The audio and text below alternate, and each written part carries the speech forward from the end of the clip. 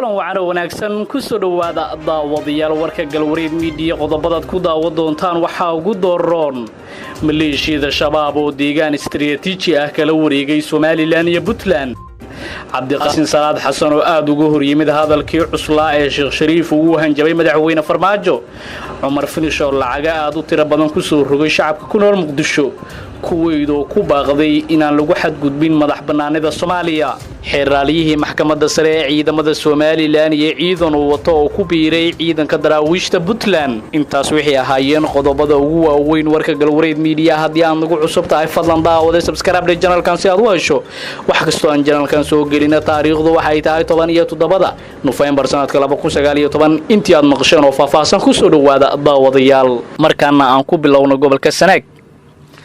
warka ka imaanaya deegaanka gacan maroodi oo hoostaga degmada Yuube gobolka Sanaag ee waqooyiga Soomaaliya ayaa sheegay in halkaasi ay qabsadeen dagaalamayaal ka tirsan maleeshiyaadka Al-Shabaab maleeshiyaadkan oo tiradooda lagu qiyaasay ilaa 70 dagaalame ayaa sida la sheegayo ka soo degay buuraleyda Calmadoobe ee gobolka Sanaag waxaana ay gacanta ku dhigeen deegaankan oo lagu magacaabo gacan maroodi ahna mid istiraatiiji ah sidoo kale deegaankan ayaa muhiim u ahaa isku xirka gobolka wararku waxay sheegayaan dagaalamayaasha oo aad u hubeysan ay dhufaysyo waaweyn ka sameysteen agagaarka wada halbowla ah oo halkaas ku taala isla markaana laga cabsi qabo inay weeraraan degmada Yuube ee gobolka Sanaag dadkii ku noolaa deegaankan iyo tuulooyinka hoos yimaada ayaa iskaga barakacay iyagoo ka cabsi qaba inuu halkaas ay ku dagaalamaan ciidamada maamulka Puntland iyo maleeshiyaadkan ka tirsan dagaalamayaasha Al-Shabaab ee maanta la wareegay deegaan u dhow buuraleyda Calmadow maleeshiyaad badan oo ka tirsan ururada Daacish iyo Shabaab ayaa ku dhuumaaleysta buuraha ku yaala gobolada Sanaag iyo Bari oo ah kuwa istiraatiiji ah degmada Yuube oo qiyaastii 50 kiiloomitir dhanka bari ka xigta magaalada Ceerigaabo ee xarunta gobolka Sanaag hadda waxaa gacanta ku haya ciidamada Soomaaliland inkastoo ciidamada Puntland ay dhinaca bari ka fadhiyaan maalmo ka hor ayay markii maleeshiyaad ka tirsan Al-Shabaab oo aad u qalabeysan ay weerar kula wareegeen deegaanka Afurur ee gobolka Bari kadib dagaal ay halkaas kula galeen ciidamada dowlad goboleedka Puntland inkastoo Shabaab markii dambe dib looga reexay deegaankaasi Al-Shabaab iyo Daacish oo qudhooda dagaal ka dhaxeeya ayaa xoog muuqda ku leh deegaanada maamulka Puntland iyo qaybo kamid ah maamulka Soomaaliland amar la sheegay inuu ka soo baxay gudoomiyaha gobolka Banaadir ahna duqa Muqdisho Umar Maxamed Finish ayaa ka bilowday inta ugu badan degmooyinka gobolka Banaadir kaas oo ah mid lacag looga aruurinayo guryaha iyo ganacsiga magaalada Muqdisho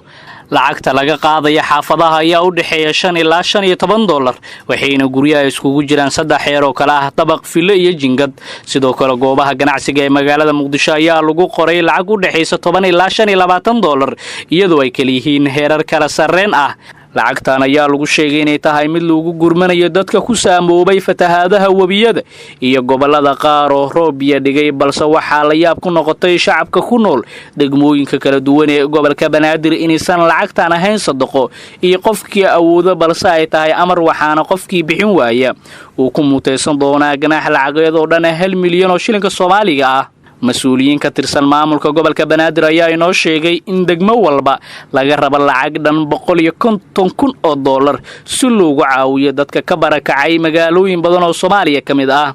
qaar ka mid ah shacabka Muqdisho ayaa inoo sheegay inaysan lacagtu ahayn sadaqo in qoyska laga qaado wixii ka go'a balse ay tahay amar qabanayo qoys walba haddii uu diidan oo ku muteysan karo ganax lacageed arrintan ayaa dad badan waxa ay ku noqotay arrin la yaab leh maamulka gobolka iyo gudoomiyaasha degmooyinka wali kama hadal dhacdadan madaxweynihii hore ee Soomaaliya Cabdiqaasin Salaad Xasan mar uu la hadlayay idaacada kulmiye ayaa waxa uu ka hadlay sida uu arko hadalkii Sheekh Shariif uu ku sheegay in dawladda laga saarayo magaalada Muqdisho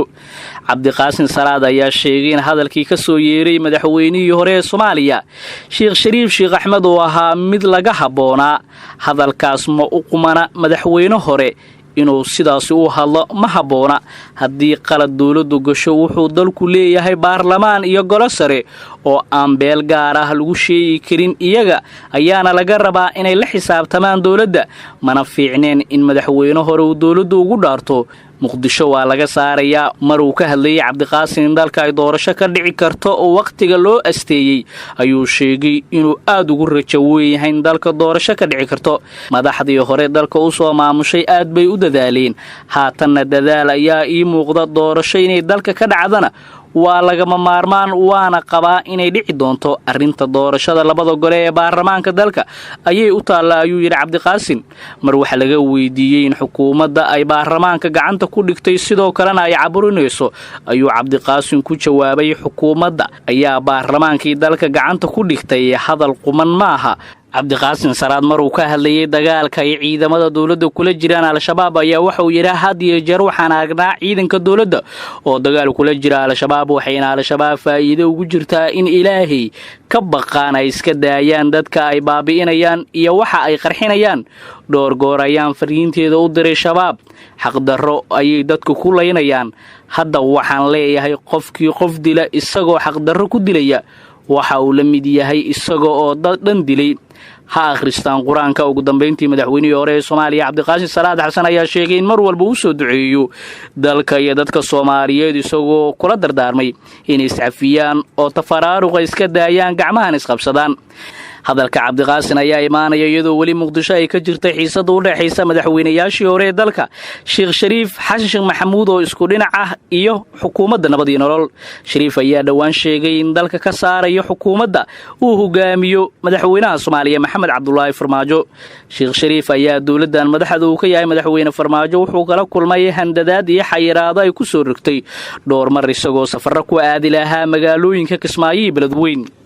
kuweed ayaa ugu baaqday inaan lagu xadgudbin madax bannaanida soomaaliya la taliya saroo ka tirsan dowladda kuweyd ayaa si aad ah uga hadlay xaaladda soomaaliya gaar ahaan horumarada ay samaysay isagoona ugu baaqay dowladda federaalka iyo maamul goboleedyada dalka inay muujiyaan midnimo wax welibana ay ku dhammeeyaan wadahadal la taliyahan oo ka mid ah wafdiga kuweyd ee golaha ammaanka qaramada midoobey ayaa sheegay in guul wax ku owla ay gaartay soomaaliya islamarkaana looga baahan yahay in la taageero si looga midho dhaliyo dadaalada xooggan ee hadda socda ergeyga dowladda kuweyd ayaa sidoo kale bogaadiyey qorshaha ay waddo dowladda soomaaliya ee qabsoomidda doorashooyinka sanadka soo socda ilaa sidoo kale la taliyahan ayaa ka dalbaday xubnaha dalalka beesha caalamka inaysan ku xadgudbin madax bannaanida dhuleed iyo midda siyaasadeed ee soomaaliya wuxuuna tilmaamay inay muhiim tahay in laga taageera xasilinta guud ahaan soomaaliya ugu dambeyn waxa uu shaaciyey inuu soo dhoweynayo muddo kordhinta lagu sameeyey cunaqabataynta hubka ee saaran soomaaliya oo golaha ammaanka ee qaramada midoobe ay mar kale ku dareen muddo 1 sano ah hadalkan ayaa ku soo aadaya iyadoo dowladda federaalka soomaaliya ay haatan la daalaadhacaysa dhibaatooyin kala duwan oo qaarkood ay ku hayaan dowladda shisheeye oo dana gaar ah ka leh soomaaliya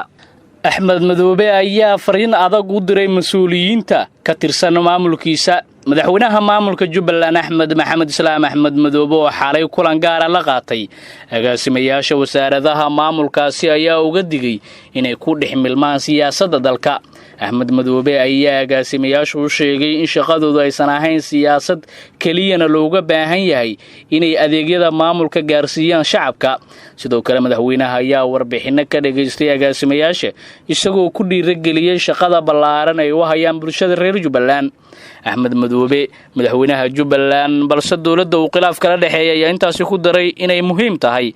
in la xoojiyo wada shaqaynta wasaaradaha kala duwan ee maamulkaasi si loo helo iskaashi buuxa oo u dhaxeeya dhammaan mas'uuliyiinta dowlad goboleedka Jubbaland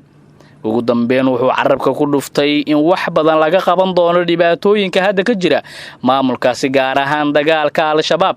digniinta Axmed Madoobe ayaa ku soo aadaysa iyadoo wali uu taagan yahay khilaafka u dhaxeeya maamulka Jubbaland iyo dowladda federaalka Soomaaliya kaas oo ka dhashay doorashadii ka dhacday magaalada Kismaayo ee xarunta gobolka Jubbada Hoose xeerlaaliyihii maxkamadda ciidanka Somaliland ayaa ku soo biiray maamulka Puntland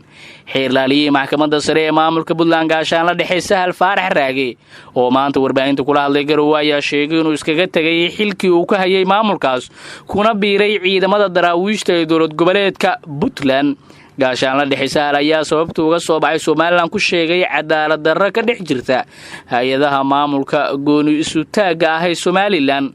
munaasabad soo dhaweynaya sargaalkan loogu sameeyay Garowe ayaa waxa sidoo kale ka qayb galay mas'uuliyiin iyo saraakiil ka tirsan ciidamada maamulka Puntland. dhinaca kale ma jiray ilaa hadda wax war oo ka soo baxay Soomaaliland gaar ahaan saraakiishiida ay ka soo saareen arrintan xiriirlaaliyaha ka soo goostay.